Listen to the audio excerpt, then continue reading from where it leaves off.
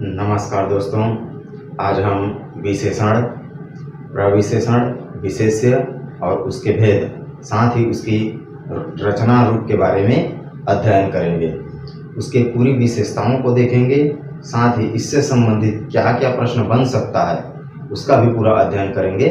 आइए अब हम ज़्यादा समय न गंवाते हुए वीडियो प्रारंभ करते हैं। विशेषण, ये जो हमारा पॉइंट है ये बड़ा ही महत्वपूर्ण है। विशेषण जानना हिंदी व्याकरण में, इसका अर्थ होता है विशेषता बताने वाला। विशेषण शब्द का ही शब्दार्थ होता है या अर्थ होता है विशेषता बताने वाला। तो ये किसकी विशेषता बताता है?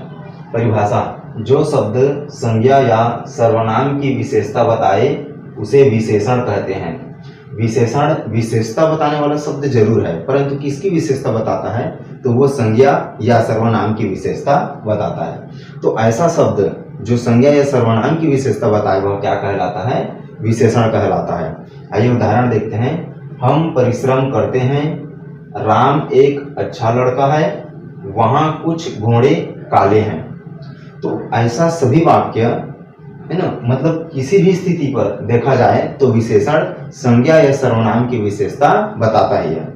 अर्थात यह कहना स्पष्ट होगा कि विशेषण हर हालात में संज्ञा या सर्वनाम की विशेषता बताता है, परंतु जब उस पर विशेषण लग जाता है किसी भी वाक्य में, जब संज्ञा सर्वनाम की विशेषता बताने के लिए जब विशेषण लग जाता है तो उसका एक सीमा बन जाता है, मतलब उसका दायरा क्या हो जाता है? निश्चित हो जाता है, उसका अहाता जो है बन जाता है। जैसे देखिए, हम परिश्रम करते हैं, राम एक अच्छा लड़का है, वहाँ कुछ घोड़े काले हैं।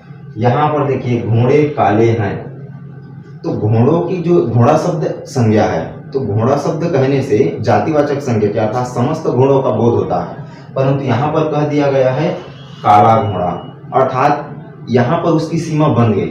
अब इतने सारे घोड़े में सिर्फ किसका बोध हो रहा है? काला घोड़ा का बोध हो रहा है। राम एक अच्छा लड़का है, लड़कों की संख्या कक्षा में बहुत सारा हो सकता है, परंतु उसमें सबसे अच्छा किसको कहा गया है? केवल राम को कहा गया है। तो उसकी सीमा क्या हो जाती है? निश्चित हो जाती है। तो इसको अच्छा से याद रखें, जो संज्ञा या सर्वनाम की विशेषता बताता है उसे विशेषण कहते हैं। उसका अर्थ ही होता है विशेषता बताने वाला। जब किसी वाक्य में विशेषण लग जाता है तो उसकी सीमा क्या हो जाती है? निश्चित हो जाती है। अगला देखते हैं विशेष्य। जिस संज्ञा या सर्वनाम शब्द की विशेषता बताई जाए उसे विशेष्य कहते हैं। अर्थात संज्ञा या सर्वनाम शब्द की, तो किसी भी वाक्य में जब विशेषण जिस संज्ञा शब्द या सर्वनाम शब्द की विशेषता बताए उसी संज्ञा या सर्वनाम शब्द को क्या कहा जाता है? विशेष्य कहा जाता है। जैसे आप सीधी बातों पर याद रखिए, संज्ञा शब्द या सर्वनाम शब्द को ही क्या कहा जाता है? विशेष्य कहा जाता है। आगे हम देखेंगे विशेष्य विशेषण और विधेय विशेषण, है ना। तो अभी हम देखते हैं विशेष्य विशेषण। ठीक, इसका उदाहरण है, उसकी आंखें सुंदर है, वह विद्यार्थी आलसी है। यहाँ पर देखिए, यहाँ पर ये जो काला शब्द है विशेषण है, अच्छा शब्द विशेषण है, और परिश्रम शब्द क्या है? विशेषण है। तो यहाँ पर ये तीनों शब्द जब विशेषण है तो किसकी विशेषता बता रहा है? यहाँ पर हम का विशेषता बता रहा है। यहाँ पर अच्छा कौन है? लड़का है। यहाँ पर काला क्या है? घोड़ा है। तो ये काला शब्द, अच्छा शब्द और परिश्रम शब्द जिसकी विशेषता बता रहा है, जिस संज्ञा या सर्वनाम शब्द की विशेषता बता रहा है, वह क्या कहलाएगा? विशेष्य कहलाएगा। सेम वैसा ही यहाँ पर होगा, उसकी आंखें सुंदर है, तो ये सुंदर शब्द विशेषण है और ये आलसी शब्द विशेषण है। तो सुंदर है कौन और आलसी है कौन? तो यहाँ पर सुंदर आंख है और यहाँ पर आलसी कौन है? विद्यार्थी। तो आंख और विद्यार्थी ये दो शब्द क्या कहलाएगा? विशेष्य कहलाएगा। तो संज्ञा या सर्वनाम की जो शब्द होगा किसी भी वाक्य में वह क्या कहलाता है? विशेष्य कहलाता है। इसके बाद में है प्रविशेषण। प्रविशेषण दोस्तों हिंदी व्याकरण में कुछ विशेषणों के भी विशेषण होता है। विशेषणों के भी विशेषण होता है, मतलब जो विशेषण शब्द की भी विशेषता बताए वह क्या कहलाता है? प्रविशेषण कहलाता है। या पहला परिभाषा तो हो गया कि जो विशेषण की भी विशेषता बताए या विशेषण की भी विशेषण बताए वह क्या कहलाता है? प्रविशेषण कहलाता है। देखिए, जो शब्द विशेषण की विशेषता बताए, अर्थात विशेषण शब्द, यहाँ पर आलसी एक विशेषण है, काला एक विशेषण है, अच्छा एक विशेषण है। तो उस विशेषण शब्द की भी जब विशेषता बताने वाला कोई शब्द हो तो वो शब्द क्या कहलाता है? प्रविशेषण कहलाता है। आइए उदाहरण देखते हैं। मीरा अत्यधिक सुंदर है। तो यहाँ पर जो सुंदर शब्द है, ये सुंदर शब्द क्या है? हमारा विशेषण है। तो उस विशेषण शब्द की भी विशेषता बताया जा रहा है कि वो क्या है? अत्यधिक सुंदर है।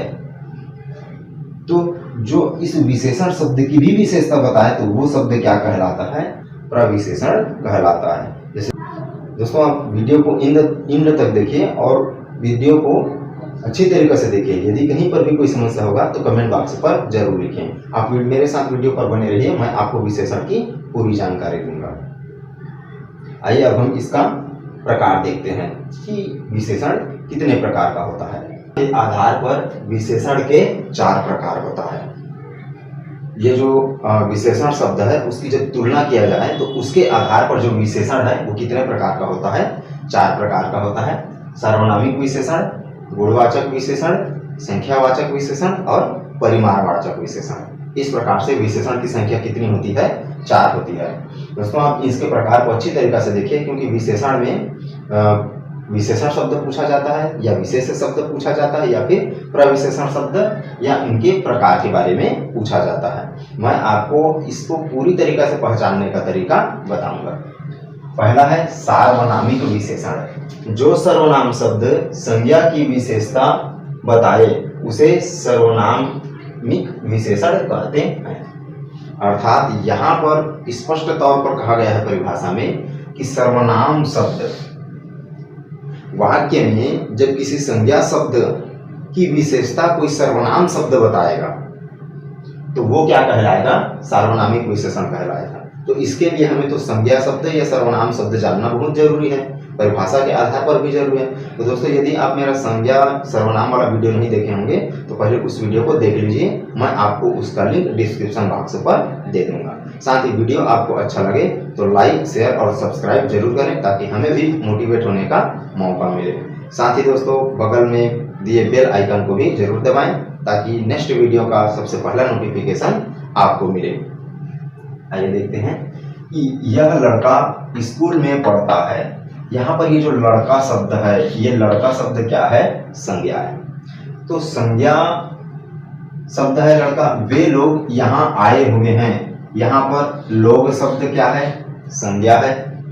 किसी को दुख मत दो, दुख क्या है? दुख शब्द संज्ञा है। दुख मतलब भाववाचक संज्ञा है ये दुख जो है ना। यहाँ पर लड़का कह रहा है तो लड़का की पूरी जाति का बोध करा रहा है तो ये जातिवाचक संज्ञा हुआ, है ना। इस प्रकार ये जो संज्ञा शब्द है उसकी विशेषता जब कोई सर्वनाम शब्द बताए तो इस वाक्य में सर्वनाम शब्द क्या है? इस वाक्य में यह, वे और किसी, ये तीनों शब्द क्या है? सर्वनाम शब्द है। तो जब संज्ञा की विशेषता कोई सर्वनाम शब्द बताए तो वह शब्द क्या है? वह शब्द सर्वनाम न रह करके क्या में परिवर्तित हो जाता है? विशेषण में परिवर्तित हो जाता है। तो यहाँ पर यह, वे और किसी, ये तीनों किसके तौर पर प्रयोग में है तो सर्वनाम शब्द, परंतु यहाँ पर ये जो है संज्ञा की विशेषता बता रहा है इसलिए ये सार्वनामिक विशेषण होगा, सर्वनाम शब्द नहीं रह जाएगा। यहाँ पर ध्यान देने वाला बात दो है दोस्तों कि जब सर्वनाम शब्द किसी संज्ञा की विशेषता बताता है तो वो सर्वनाम शब्द न रह करके विशेषण शब्द में परिवर्तित हो जाता है। और दूसरा है कि यह जो शब्द है वो हमेशा संज्ञा के पहले ही प्रयुक्त होगा। इस बात को स्पष्ट याद रखिएगा। इसके लिए आपको सर्वनामिक विशेषण पहचानना है तो एकदम सीधा सा तरीका है कि आप संज्ञा शब्द को पहचानिए और संज्ञा शब्द के सामने में यदि सर्वनाम शब्द प्रयोग हुआ है तो वो सीधे तौर पर क्या कहलाएगा? सार्वनामिक विशेषण कहलाएगा। आइए अब हम गुणवाचक विशेषण देखते हैं। जो शब्द संज्ञा का गुण, दशा, रंग आदि का बोध करे उसे गुणवाचक विशेषण कहते हैं। ये किसकी विशेषता बता रहा है? संज्ञा की विशेषता बता रहा है, किसी सर्वनाम शब्द की विशेषता नहीं कह रहा है। यहाँ पर स्पष्ट याद रखेंगे ये संज्ञा की विशेषता बताएगा, अर्थात आपको संज्ञा की परिभाषा और उसका उदाहरण अच्छी तरीके से याद रखना होगा, है ना। तो आपको गुणवाचक विशेषण आसान लगेगा। देखिए इसका क्या क्या है? गुण, रंग, समय, स्थान, आकार, इस तरीका से कई प्रकार का है। तो गुण में क्या क्या होगा? अच्छा, भला, बुरा, खराब शब्द। रंग, रंग में सफेद, काला, पीला, नीला। समय, सुबह, समय क्या होता है? सुबह, दोपहर, शाम, रात्रि। स्थान, स्थान में आपका जैसे हो जाएगा अंदर, बाहर, भीतर। आकार, आकार में आपका चौकोर हो गया, तिकोना हो गया, है ना। अवस्था, बाल्यावस्था, किशोरावस्था, तरुणावस्था। दिशा, दिशा में उत्तर, दक्षिण, पूर्व, पश्चिम, वायव्य, आग्नेय। समय, समय में आपका रहेगा जैसे देखेंगे हम लोग तो आगे, पीछे, तिरछा। गंध, गंध में कैसे होता है? गंध में सुगंध होता है, खुशबू होता है, या फिर बदबू शब्द होता है। तो ये सारे शब्द क्या कहलाएंगे? गुणवाचक विशेषण होगा। स्वाद में नमकीन, खट्टा, खारा। स्पर्श, स्पर्श जैसे हम किसी वस्तु को स्पर्श करते हैं तो वो कोमल हो सकता है, कठोर हो सकता है ना, या मुलायम शब्द बोलते हैं। तो ये सारे शब्द किसके अंतर्गत आते हैं? गुणवाचक विशेषण के अंतर्गत आते हैं। तो दोस्तों यदि आप इतना को याद रख लेते हैं तो फिर आपको स्पष्ट तौर पर पता चल जाएगा कि मैं किसको गुणवाचक विशेषण कहूँ। अब देखिए इसका उदाहरण, सफेद बतख। बतख का विशेषण कौन सा शब्द बता रहा है? सफेद। बतख शब्द यहाँ पर क्या होगा? तो जो ये जो सफेद शब्द है, ये सफेद शब्द जो है विशेषण है, और बतख क्या होगा? तो विशेषण किसकी विशेषता बताता है? संज्ञा की विशेषता बताता है, या फिर सर्वनाम का। तो ये जो संज्ञा शब्द है या सर्वनाम शब्द है, इसे हम विशेष से कहेंगे, और ये क्या कहलाएगा? विशेषण कहलाएगा। तो ये सफेद जो है ये इस रंग के अंतर्गत आता है, अर्थात ये कौन सा विशेषण होगा? गुणवाचक विशेषण। भला आदमी, भला शब्द किसके अंतर्गत आ जाता है? गुणवाचक के विशेषण अंतर्गत। सुंदर औरत, सुंदर भी है, सुंदर की यदि हम देखेंगे तो वो रंग के अंतर्गत चला जाएगा, खूबसूरती है उसकी। मीठे रसगुल्ले, मीठा का बोध कहाँ पर होगा? स्वाद पर होगा, तो रसगुल्ला शब्द क्या होगा? विशेष से होगा। इस प्रकार ऐसे शब्द जब किसी संज्ञा की विशेषता इस तरीका से उसका गुण, रंग, समय, स्थान, आकार, अवस्था, दिशा, समय, इन सारी चीजें शब्दों के द्वारा जब उसकी विशेषता बताया जाता है तो वो गुणवाचक विशेषण कहलाता है। तीसरा है संख्यावाचक विशेषण। स्पष्ट है, संख्या मतलब 1, 2, 3, 4, 10, 50 है ना। जब इससे स्पष्ट संख्या का बोध होगा किसके रूप में? विशेषण के तौर पर। जो शब्द संज्ञा या सर्वनाम की संख्या का बोध कराए, अर्थात ऐसा विशेषण शब्द जो संज्ञा या सर्वनाम की संख्या का बोध कराएगा तो वो क्या कहलाएगा? संख्यावाचक विशेषण कहलाता है। आइए उदाहरण देखते हैं। इसके दो भेद हैं, वास्तविक तौर पर संख्या के दो भेद हैं। निश्चित संख्यावाचक विशेषण, जब उसकी संख्या निश्चित हो अर्थात तय हो।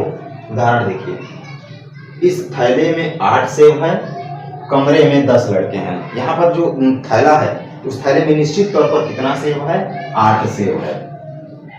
दूसरा कह रहे हैं कमरे में 10 लड़के हैं, अर्थात उस कमरे में निश्चित तौर पर कितने लड़के होंगे? 10 ही लड़के होंगे, 9 या 11 होने की कोई संभावना नहीं है।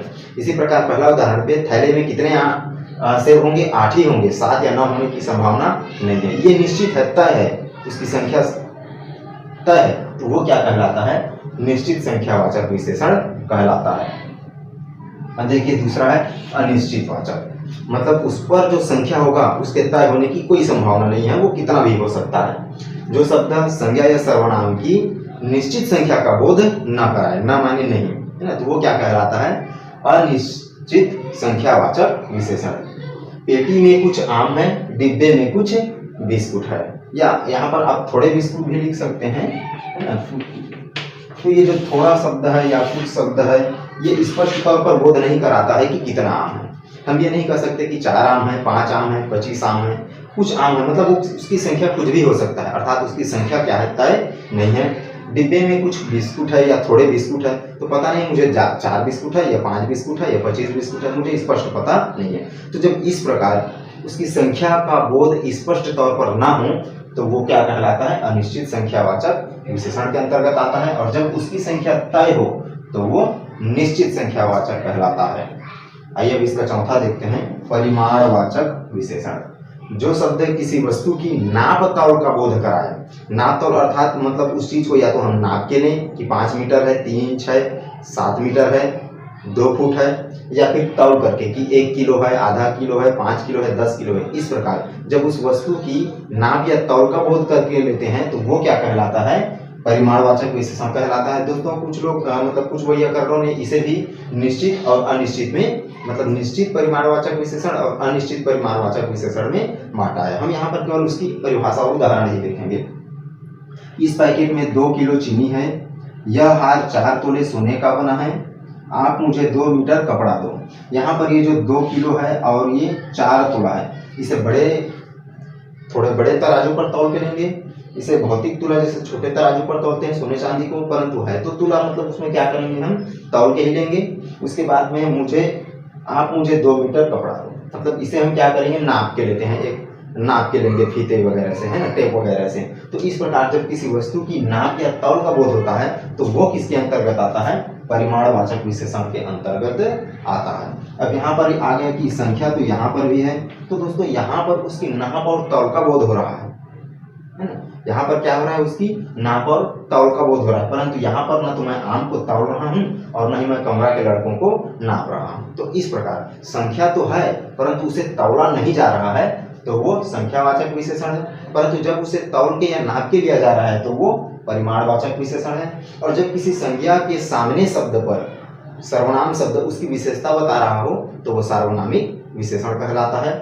इसका जो दूसरा होता है, जब इन तीनों को आप पहचान जाएंगे और वो तीनों नहीं है तो सीधे से तौर पर वो क्या कहलाएगा, चौथा के अंतर्गत आता है, जो कहलाता है गुणवाचक विशेषण। उसका रंग, काला, गोरा, ऊंचा, लंबा, नाटा, इस तरीका से उसकी जो दिशा भी है, समय है, उन सारे शब्दों की यदि आप अच्छी तरीके से याद कर लेते हैं तो ये चारों आपका एक एक तौर पर स्पष्ट रूप से बन जाएगा।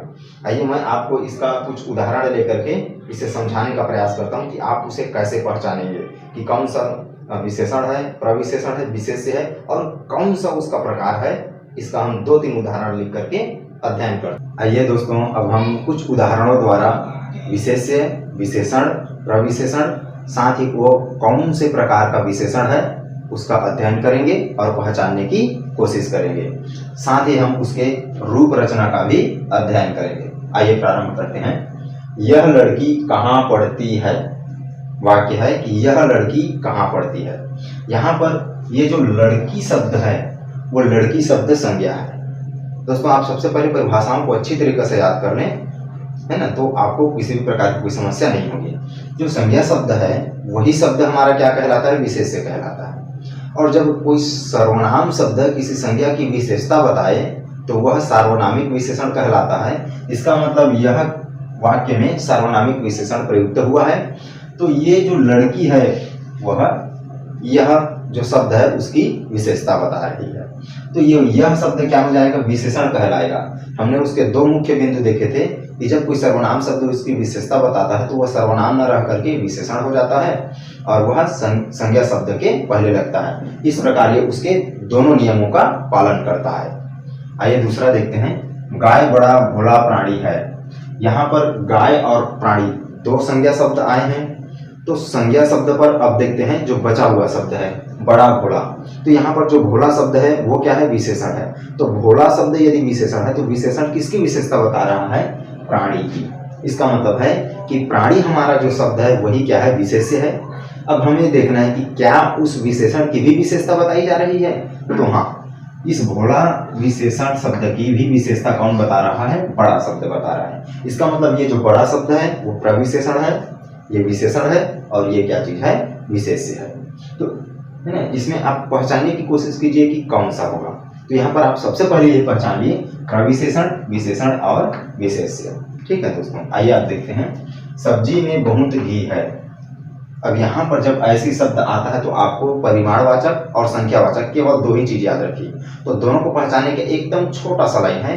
जब किसी वस्तु को हम गिन के ले सकते हैं तो वो उनको हम संख्यावाचक में देखेंगे, और संख्यावाचक में जब हम उन चीज़ों को तय रूप से जानते हैं तो वो निश्चित संख्यावाचक होगा, और जब उसकी संख्या तय ना हो तो अनिश्चित होगा।